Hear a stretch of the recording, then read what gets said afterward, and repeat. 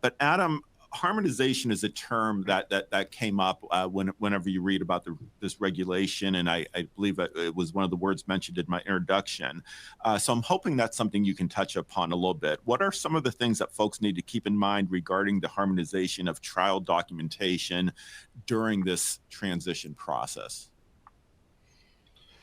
Yeah, no, that's a good question. I mean, it is a harmonized system. So I mean, it's there are two types of documents. There's part one, which are the more centralized documents that are going to be more the scientific information and scientific data, and then there's the part two, which are the country, the MSC specific or member state specific documentation.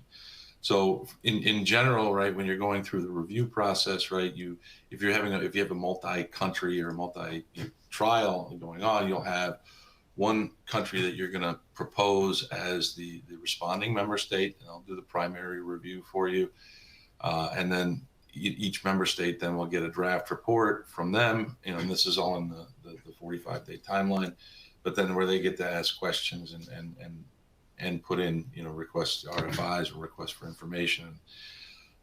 So, it does bring in, the member states sooner, and it does kind of,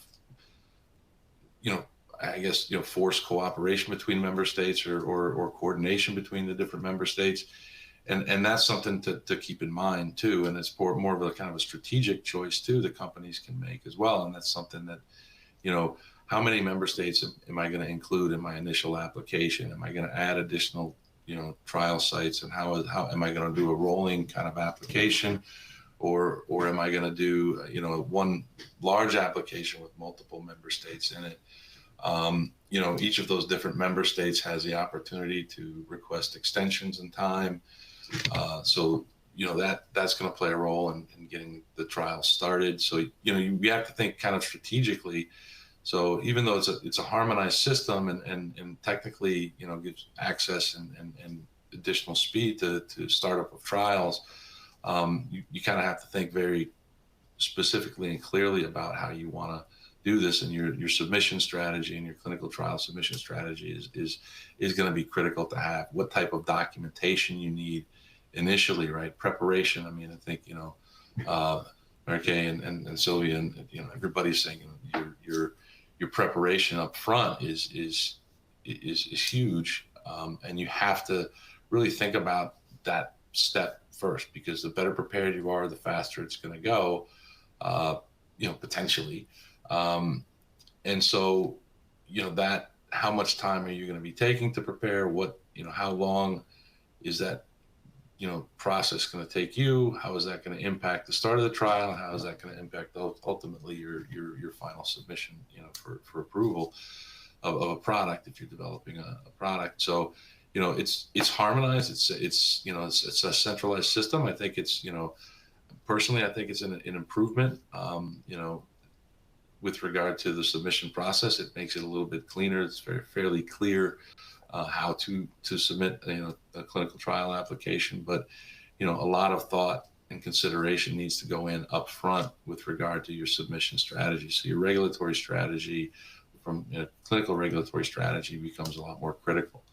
The types of documents that you're putting in place as well. It's important. So it's harmonized, which is great, but again, there's going to be a lot more upfront work that needs to be done in preparation for submission of a trial.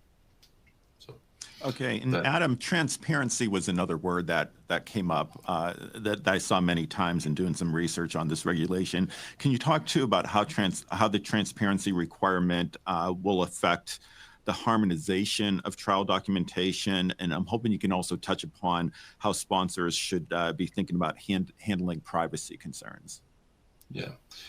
I mean, the privacy concerns are important, and then the documentation, right? I mean, so that all has to be done up front as far as intellectual property considerations, and as far as the transparency. This is all going to be published information, right? The only thing, they're not going to publish your IMPD, right, quality, but they will, publish other aspects of your trial. So if you're going to request, right, because for proprietary reasons or for trade secret reasons, or, business reasons, a deferral of publication that can be done depending, and the time schedule for deferral is defined by the regulation, and it's anywhere from you can defer up from 1 to 7-year deferral on publication, depending on the type of trial that you're running. If it's an interventional trial, if it's a treatment trial, if it's an informational trial,